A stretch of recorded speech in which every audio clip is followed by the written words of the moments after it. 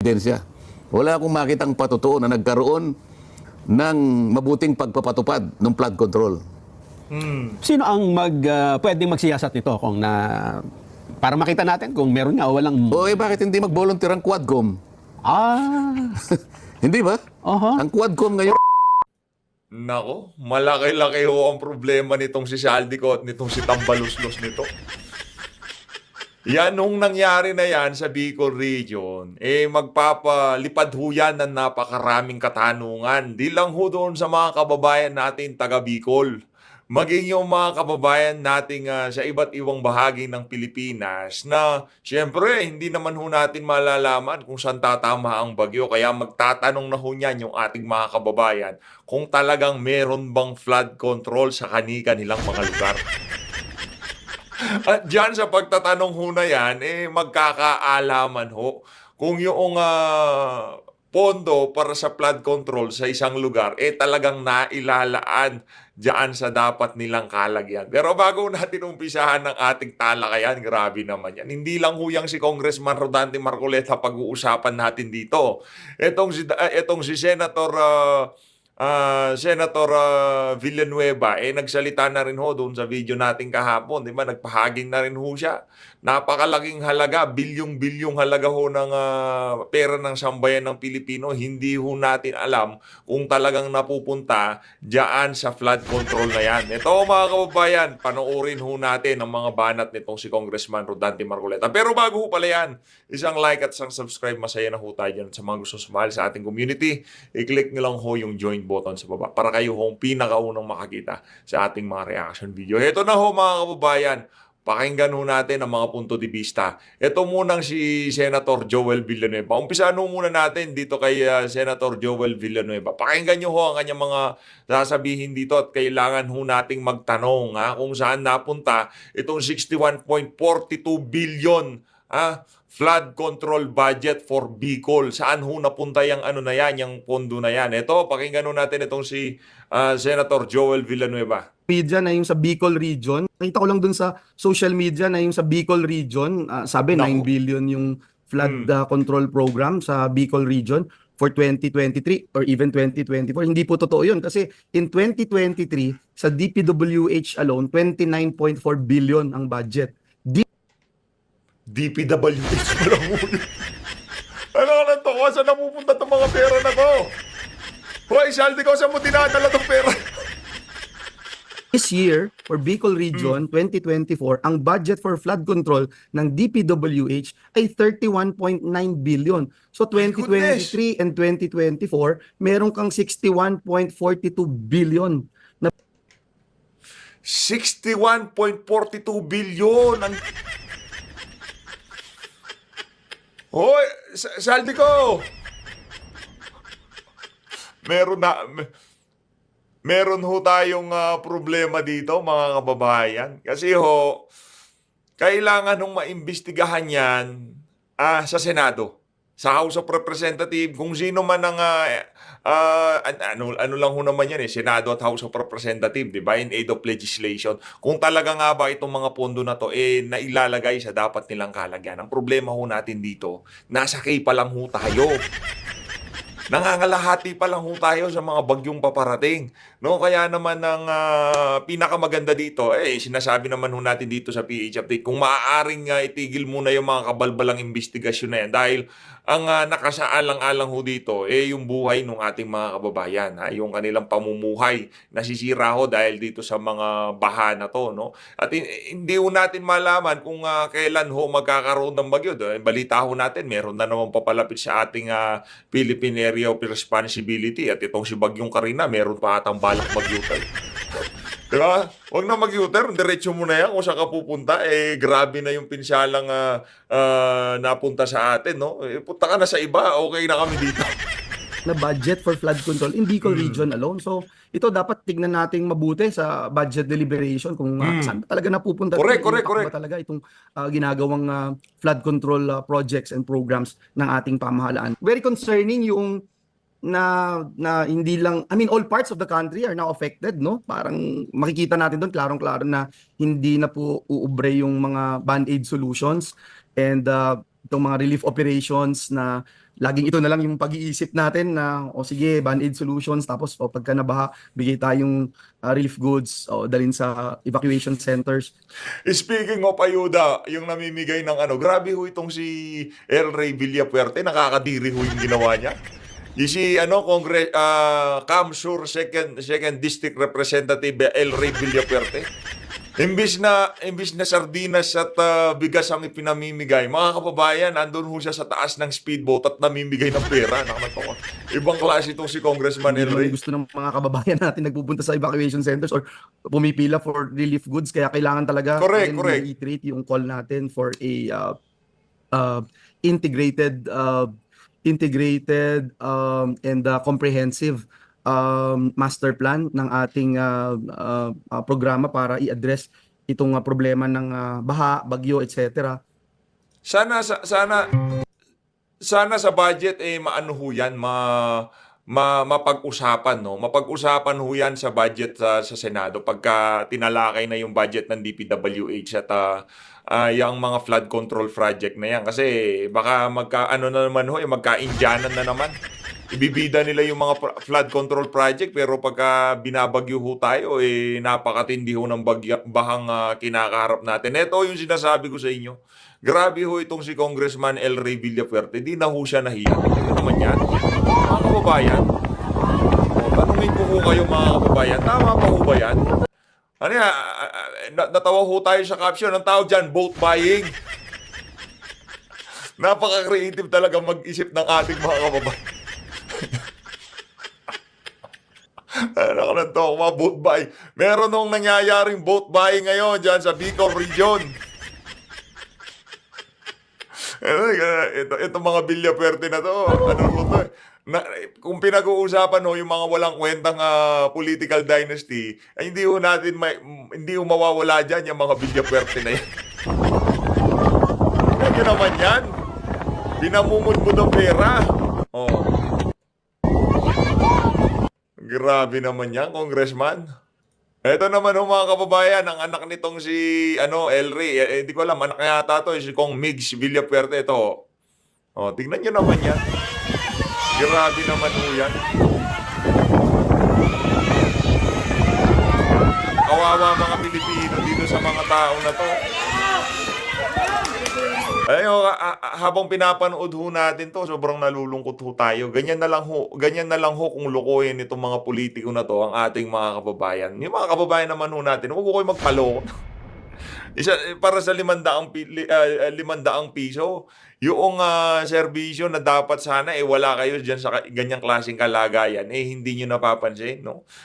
Hindi niyo ho ba na itatanong sa inyong mga sarili kung bakit nandiyan kayo ngayon sa ganyang klaseng sitwasyon? Nung panahon ni Digong, di naman kayo nababahang ganyan. Hindi naman nalulubog ng ganyan kalalim ang inyong mga lugar. Hindi naman ho natin sinasabi na perpekto talaga, pati yung pagdating sa baha nung panahon ni Tatay Digong, pero wala ho tayong nakitang mga ganyang klaseng shenanigans, nung panahon ni Tatay Digong. Ito paano? Patuloy ho natin.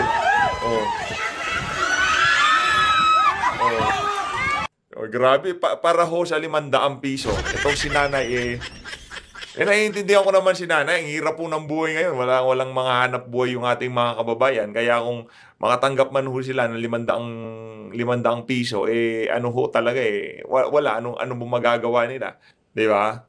Ang problema lang naman ho na kasi natin dito, dapat sana ginawa man lamang ayuda, yung bigas o noodles, kaso rektang pera na pinamimigay. To, kay Congressman Rodante Marcoleta na ho tayo. Ito matindi-tindi ho to, mga kababayan. Ito ho. Bicol Region lang ang talagang marami. Hindi ko naman alam na inabot pala yung parte ng Pangasinan. Yes, opo. Pati yung parting norte ng Luzon, ano? Opo. Cavite, tinamaan din ng Batangas. Ang Batangas, ang laki Norte, ng marami pinsala. din ho nalubog, marami din. Ngayon, ang problema, Shoutout po muna dito sa sa Ganang Mamamayan, Net25. Palakpakan ho natin. Shoutout. dyan yung mabilis na pagbaba, pagdaloy ng tubig. Na kapag nanggaling yan sa kabundukan, ang indication lamang niyan na yung lakas at bilis ng pagbaba niya, ibig sabihin talaga ay wala ng mga puno na talagang sila Humahawak. ang karaniwang nagpapabagal. ng pagbaba ng tubig baha, di ba? Oo, totoo yun. Napupunta sa kanayunan, kagaya ng nangyayari yan. Oo, kasi kung titingnan Ang nyo, bilis. oo, yun nga, ang lakas ho ng current eh. Ibig sabihin, mataas ho ang pinagbulan. May puwersa, Correct. di ba? Kung, hindi naman parang ilog lang na Hindi, dumadaan. iba yung ragasa niya. May eh. ragasa, may puwersa. Parang avalanche. Persa. Yes, opo. So galing Ngayon, kapag gaganyan ang nakikita mo, talagang nakakatakot. ang kapinsalaan niyan talaga ay malawak. Yes. Makikita mo talaga yung kalunos-lunos na. Nakikita mo kanina yung may umiiyak. Sapagkat nakikita niya yung kanyang kotse na siguro napakaraming panahon na inipon niya para mabili yung kotse na yun. Pagkatapos tatangayin na lang ng ganun. Yes. Parang laruan na hinigop ng baha. At kaugnay niyan, Kong, may mga deklarado na pong lugar na state of calamity. Kagaya sa Calabarzon, Cavite, Quezon Province. Sa Quezon Province ay mga bayan ng Mulanay, Tagkawayan, Lukban. Pati po itong Quezon City, nasa ilalim po tayo ngayon ng state of calamity. Ang Bicol Region, halos lahat po ng probinsya, Albay, Camarines Grabe. Norte, Camarines Sur, Sorsogon. Sa Sorsogon ay yung Donsol at Matnog ang nagdeklara po ng state of calamity. Ang Eastern Visayas, nasa state of calamity din po ang Samar at Calbayog City. Ayan, kung ganyan po kalaki, kalawak ang pinsala ng Bagyong Christine. So sa harap ng nagsusumigaw na katotohanan, Nelson, Aha. na napakalawak at napakatindi ng epektong idinulot ng pagbaha, bunsod din ng storm o typhoon na Christine ito. Aha. Bakit parang nakabibiging katahimikan naman Nako. at walang paliwanag na nanggagaling sa DPWH? Kasi Meron ho tayong problema dyan sa sinabi ni Condante. Yan ang mga individual na kailangan natin sa mga matataas na posisyon sa ating pamahalaan. Kagaya nitong si Congressman Rodante Marcoleta. Hindi ho siya nagtitengang kawali sa mga nangyayari ngayon sa ating bansa. Ang problema ho kasi sa ibang mga politiko ngayon, medyo napapaso ho sila sa mga ganitong klaseng usapin, lalo na yung mga major re-electionist. No, kasi pagka re-electionist ka, tapos medyo nakadikit ka sa administrasyon, ayaw mong bumira ng ganyan. Kasi baka ayaw mong bumira ng ganyan. Kasi baka mapag-initan ka, tanggalan ka na nila ng akap at saka ng AIX. Ako, yari ka dyan, sigurado. Kasi alam natin na nakapaglatag ang pamahalaan magmula pa ng 2022, alam ko yan, ng mga flood control projects. Naku po. Halimbawa, sa buong Bicol Region, kung tama yung aking na-research, na initial na impormasyon, buong Bicol Region, magmula 2022 hanggang 2024, yung total na halaga ng flood control projects na nailatag dyan, aabot ng 22 billion pesos. Ang laki naman. 22 billion. Oh my goodness. Kaya kailangan ho natin tanungin yung mga congressman dyan. Dyan sa lugar na yan kung saan nila dinala yung mga flood control. Baka inuwi nila doon sa mga pamamahay nila. Ngayon, palagay ko karapat-dapat lamang na tanungin. Kung talagang nailatag yung mga flood control projects, ba't ganyan naman ang kinasangkutan naman ng Bicol Region? 95% ng buong Bicol Region ay tinamaan ng kalamidad na yan. Nasaan yung mga flood control projects? At saka, ang bagal po din humupa ng tubig. Kasi yung iba, hanggang ngayon, baha pa sa Bicol Region. Pero ang isa ho sa, siguro ay maring sabihin nilang dahilan, ang ulan daw po na ibinuhos ng Bagyong Christine sa Bicol Region ay pang buong isang buwan, Kong. Nahigitan pa raw nito yung ulang ibinuhos ni Ondoy. Pang buong isang buwan, ibinuhos lang ng isang araw Pagpalagay mo na, talaga naman nangyayari yung ganyan Oho. Pero kung halimbawa, yung kabundukan natin, punong-puno pa yan ng puno, na ang kanilang mga ugat, yan naman ang talagang natural na sumisip-sip sa tubig na idinudulot ng tagulan. Eh yung pagragasa na yun, ibig sabihin wala nang ano eh. Walang pumipigil. Wala nang pumigil na kahit na siguro malilit na ugat na lang. Ha? Baka damong ligaw na lang ang pumipigil doon. Yun nga po eh. At ito'y kapuna-puna. Correct, baka- Hindi lang naman dyan. Wala na ubus na. Tignan nyo naman ho dyan sa larawan, no? Mga putol-putol na puno yung mga ano. No? Tsaka yung sa tingin ho natin, malaking factor din ho dyan yung mga nagkukwari. Yung mga naghuhukay-hukay, yung mga nagmimina-mina. Yun ho. Kaya yung pansin nyo ho yung tubig, may kasamang lupa. Kaya dapat silipin din yan yung DENR kung anong ginagawa nila, no? Diyan sa mga ganyang klaseng shenanigans. Sa Bicol, sa lahat na ng baha na nakikita ko, kahit dito sa Rizal, ganun na ho yung ragasa ng tubig, may puwersa na ho. Pero sa nalalaman ko, halos 20 taon na nakararaan, pinag-uusapan na natin yung resiliency, pinag-uusapan na natin yung mitigation, prevention. Ito yung mga aksyon na dapat na gamitin kung pinag-uusapan ay yung pagharap sa mga kalamidad na dinadaanan ng ating bansa. So, nasaan na yung mga mitigation programs na Nako. noon pa ay nilatag na ng ating pamahalaan. Hindi mitigation na nangyayari. Parang imbes na mitigation, lalong lumala. At saka matatandaan ko, kung nagtatag pa nga ng Task Force La Nina eh. At ang alam kong sinasabi nila na ang La Nina, bagamat ngayon, nagtataka ko, hindi nila binabanggit yung word na La Nina, bagyo lang. Ito nga hong, pag simula ng October o last quarter ng taon, magsisimula na raw ang La Nina. Sinabi na yan, di ba? Oo. Sabi nila noon, okay, huwag kayo masyadong mabahala dyan sa epekto ng El Nino. Kasi El Nino, tinamaan na rin tayo. Ang mas lalo ninyong paghandaan at bigyan ng kaukulang atensyon ay yung epekto na idudulot ng La Nina. Ipinahayag na ito eh. Mula pa nung Tagal pa nung Marso pa lang. Marso, hindi lang. Palagay ko, Disyembre sinasabi na. Last year, Pagkatapos ng La Nino, El Nino, ito na. Itong raragasa sa atin. Anong kahandaan ang ginawa? Yun nga po. Correct. Siguro ang ating mga kababayan na hindi naman kinakailangan maging siyentipiko ka pa eh. Palagi niyang iisipin, very basic. Parang, ba't ganun po yung nakita namin? Bakit parang hindi napaghandaan? Ayun nga po. Panay-panay din ang meeting nila noon at sinasabing nakahanda na po tayo. Hindi po ba? Ito, initial damage ng infrastructure sa buong Bicol region. Initial pa lang ito. Initial. 15 million.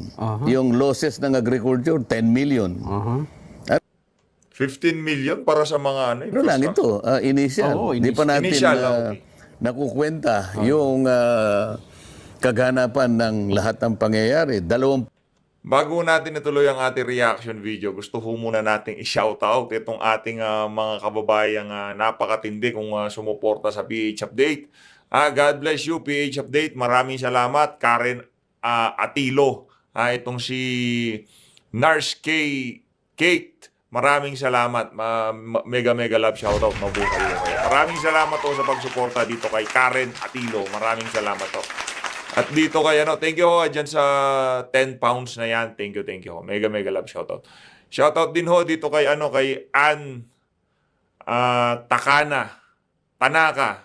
Shoutout ho dito kay Ma'am Ann Tanaka. Mega love shoutout ho. Maraming salamat sa pagsuporta sa PH. Mega shoutout. Mega love shoutout. Solid Duterte.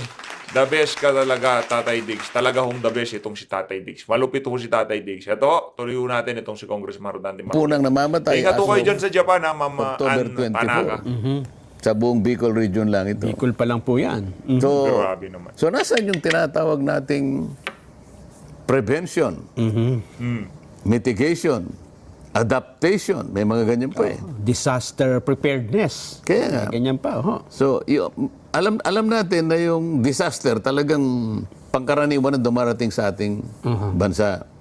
Kaya naglatag nga tayo ng iba't ibang mga programa, kung hindi man ma-prevent ka niya, ma-mitigate man lang. Di ba? Aha. O kaya makapag-adapt ka. Kung hindi mo na ma-prevent, mitigation ko, konti lang. I-adapt mo na sa sarili mo. Yes. Yan ang pinakamabigat eh. Yung sasabihin mo sa sarili mo, o sige, halika na kamo, halika na Bagyo. Pumunta ka na rito. Pumunta ka na rito, wala naman akong magagawa, wala naman akong choice eh. Yes. Pero napaghandaan na kita sa parang inihanda ko na yung sarili ko Oho. na maghirap na naman ako sa taong ito. Ayun nga. Kasi sa pangkaraniwang, alam mo, lalo na yung magsasaka o pangkaraniwang kababayan natin, yung pagdating ng disaster at tinamaan ng kanyang pamilya, alam mo, para makabangon yan, isang taon uli. Oo. Correct. Pangkaraniwan na yun. Totoo So, yan. kung ano man yung kanyang nagawang pagtatagumpay, paunti-unti, nakapagpundar siya ng kahit konti, yan ay maring nakapagtayo siya ng maliit na negosyo. O kaya nakabili siya ng isang panghanap buhay na sasakyan. Aha. O kaya nai-repair niya yung kanyang bahay. Pero ito matagalan ito ha. Sana konti-unti lang para ito ay makapag-ipon siya ng konti. At pagkatapos papasok ngayon itong isang pasada lang. Yung pinaglaanan niya, yung pinaghandaan niya sa mahabang panahon para maipundar niya para sa pamilya, mawawala sa isang iglap lamang. At pagkatapos, aatras siya uli ng 1 hanggang 3 taon para makabangon uli. Back to zero. Grabe. So pare-parehong naapektuhan ngayon. Pananagutan ng Estado, pananagutan ng pamahalaan, pare-parehong hirap kung paano magtutulungan. Ano ba pwedeng gawin ng mga taga Bicol para hindi na maulit ito? Kung meron ba silang pwedeng... Siguro magpetisyon sila, Nelson, sapagkat malawak nga ang naging epekto ng pagbaha. Pag sinabi mong Bicol Region, magsisimula ka sa Sorsogon, Albay, Camarines Sur, Camarines Norte, Catanduanes, Masbate. Bakit 95% ng buong Kabikulan ay napasa ilalim ng tubig? Sa harap ng pangyayari na alam naman natin, nakapaglatag ang ating pamahala ng flood control projects. Sabi ko nga sa iyo, ang kabuuang halaga ng mga flood control projects na yan ay 22 bilyong piso. Makalaki. Ngayon, sa liwanag ng mga naipakita na natin ngayon, parang walang epekto yung flood control. Ayun nga po. Baka sabihin nila, baka hindi po control ang naidala rito. Ano po? Naka-flood lang, hindi ko walang control eh. Kasi wala nga eh. Di sana kung halimbawa, ngayon lang daw nangyari eh. May Hindi ba, pagkakabigyan talaga katwiran itong lang naman na sinungkat isipin nila na, nakapaglatag pala ng maraming flood control dito. Halos 22 bilyong piso ang katapat niyan. Di sana hindi naman ganun sana kalawak, baka sakaling... Correct. Nasa bakit naging baligtad? Palagay ko, tinatanong mo, kinakailangan siguro nilang nagpetisyon. Pwede po ba niyong ipaliwanag kung saan napunta itong mga flood control na ipinamamarali na nailatag po dito sa aming rehiyon? Di ba? So ipatawag lahat ng mga kontraktor. Ipatawag ang DPWH, pagkatapos ipatawag lahat ng mga kontraktor na may kinalaman sa paggawa ng mga flood control projects na yan. Kasi, parte na yan, nangyari na rin itong nakaraang 3 months ago, nakita mo naman na nangyari. 3-4 months ago. Yung kabuong kamay nilaan, bumagsak nga yung malakas na ulan. Nasaan yung sinasabing mga 5,000 plus na projects na flood control na ang kabuang bilang naman yan ay halos umabot ng 400 bilyong piso. So pinag-uusapan, pera ng mamamayan ito eh. Nagtatalo ngayon sa Kongreso sapagkat ngayon ay pinag-uusapan uli ang pagbabudget. At nagkaroon nga kami ng konting alingas-ngas diyan sapagkat napaka-importante daw na usisain kung saan napupunta ang pera ng taong bayan. Bawat sentimo ay kinakailangan nating siyasatin. Kailangan maging transparent at accountable ang bawat isa. Wala bang gustong mag-account nito? So we should hold all the contractors accountable here. Lalo na, kailangan masino natin. Sino-sino po ba kayo? The best. Nilatag yan. Talaga The po ba best. nailatag? Saludo. Pagka po ba, halimbawa, Grabe. may budget na naman bago. Flood control next year. Ano ho, ang dating dyan sa yung flood control na yan, parang ang nangyari ho dyan, ano ho siya, yung, ang tawag dito, yung bagong mukha ho siya ng, ng pork barrel. Kasi base ho dito kay, kay Senator Joel Villanueva, 1 bilyon kada araw ang ginagasta natin para sa flood control. Ganon daw ho kalaki sa buong Pilipinas. Base doon sa narinig nating privilege speech yata nung meron ho silang noong lumubog ang Bulacan, no, nung nagdaang nakalipas na buwan.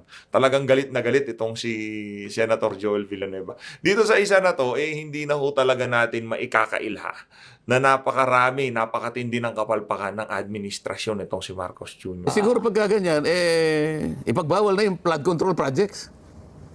Wala naman nangyayari. Paano ka maglalagay ng project hindi naman natutupad yung pinakahangarin ng mga proyekto. Kaya ka Correct. naglagay ng flood control projects para sa ganoon ay mailigtas mo. Magkaroon ng kahadlangan yung pagdaloy ng bahang tubig na makapipinsala sa buhay, sa kabuhayan, at sa infrastruktura ng isang komunidad. Yun ang nagmi-mitigate dapat. Kaya nga mayroong mitigation. Anong mitigation ang makikita mo dyan? Wala kang makita na patotoo o ebidensya na nagkaroon ng flood control sa Bicol Region. Siguro, Hindi tayo nag-aakusa. Sinasabi lang natin, ito, kitang-kita naman, Kong.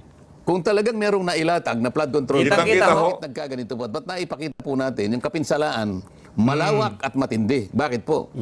Nasaan ngayon yung kinumit na katwiran na kaya po tayo naglatag ng ganito? I-justify kasi yan eh. Doon pa lang sa region, magmi-meeting na yung mga kinauukulan dyan. Lahat ng sektor represented dyan. Kailangan i-prioritize po natin ito at saka ito. So, sa magitan ng kanilang pagpupulong, pagtitibayin nila ang lahat ng proyekto na may kinalaman sa pagbibigay ng mga proyekto na makapagliligtas sa buhay ng ating mga mamamayan, lalong-lalo na sa panahon ng mga kalamidad. So dito, wala akong makitang ebidensya. Wala akong makitang patotoo na nagkaroon ng mabuting pagpapatupad ng flood control.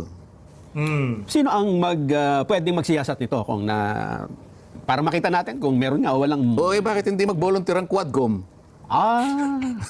Hindi ba? Ang Quadcom ngayon... Correct. Dapat na yung Quadcom, di ba? Marami yung dyan na perwisyo. Tinatawagan ho natin ng pansin itong si Congressman Ace Barbers, Congressman Dan Fernandez, at yung itong si Paduano Tatrasabante. Yun dyan sa Quadcom, nagsama-sama na kayo dyan. Imbestigahin nyo na to. Yun ang pinaka makapangyarihang komite sapagkat Bahay talaga to si ito ay binubuo ng 4 na komite. Siguro isama na po ninyo yung pagbaha. Kasi malawak yung subject matter niya. And other illegal activities. Isa yun eh. Yung droga po kasama na yan. Pero mas malawak po ito eh. Kung sa bagay ko, ang inimbestigahan nila ngayon, ang isa ay extrajudicial killing. Pero ito hong bagyo, si Christine, pumatay na ng ito, pa lang to, running total ko nga. Ito yung bukod dun sa sinabi yung 20 Sa Bicol Region lang ito. Pero ang total pala, Bicol Region, ito na, nadagdagan 28. Calabarzon, 15. Ilocos, isa. Central Luzon, isa. Pati Zamboanga, isa. May total na pong 46. Yan. Marami na po ito. So, talagang kung yung pagpatay ang iniimbestigahan nila, parang tama kayo. Hindi lamang yun. Sa extrajudicial case. O yung human rights. Ayun pa, Bakit? Wala bang nalabag na human rights dito? Sipin mo, pinag-ipunan mo yung kotse na yun na inanod lamang ng basta-basta. Yung pananim mo na matagal mo nang inalagaan. Yung pag-aaral ng anak mo, nasira lahat ang mga lahat ng makasangkapan ng eskwela, pati eskwela, hindi na ngayon magamit. Di ba? Merong mga ikakasal, hindi na naikasal sapagkat pinospone. Merong nag-birthday, hindi na nakuha mag-birthday. Nasira yung restaurant, halimbawa. Lumubog. Napakaraming human rights na tinamaan nito eh. Oo nga, Kapag susumahin mo lahat ito, bakit hindi mag-volunteer ang Quadcom na ito muna i-prioritize natin? Kaysa naman ang inyong pinaprioritize, Nako, mga yari ang political Quadcom interest dito. sa ibabaw ng mga konkretong interes ng mamamayan na dapat sana ito yung unahin natin. Correct. Di ba? Sino ang tatanggi? At sino makikipagdebate? Nakatwiran lamang na kailangan siya sa atin yun na. Huwag na kayong magpatumpik-tumpik. Huwag na kayong gumawa pa ng resolusyon. Pwede niya naman yung akuin, motu proprio. Ibig sabihin nun, kahit walang resolusyon, kahit walang nag-request, sukat na nakita ninyo, harap-harapan nakita na ninyo kung Ang tanong, kung Dante, sino iimbestigahan nila? Si Saldico. Si Villapuerte. Naku, yari tayo dyan. Si Garbin. gaano kalawak, Labo. kung gaano katindi ang pagkakawasak ng lahat ng komunidad na dinaanan nitong bagyong ito. Maghihintay ka pa ng petisyon Maghihintay ka pa ng magko-complain? Naghihintay ka pa ng magre-request sa'yo? Hindi na po. Kayo na po ang umako rito. Patawag nyo na po lahat ng mga contractors na may kinalaman doon sa pagkakalatag nitong mga flood control na ito, na projects. Ayan. Ito pa, Kong, dagdagan pa natin yung sinasabi natin na mga pinsala ng bagyo kasi dyan pala sa Lipa City may mga gumuhong lupa at hanggang ngayon may nire-retrieve pa ng mga natabunan. Naku po, dyan ito sa Barangay Halang, Lipa City. Si Nick Paderogao. Hayun na nga mga kababayan, dito na natin tatapusin ang ating reaction video kaugnay dyan sa mga punto de vista nitong si Congressman Rodante Marcoleta, kaugnay dyan sa sinapit ng ating mga kababayan sa Bicol. Maraming salamat po, mag-ingat po kayo lahat, halin natin ng Pilipinas.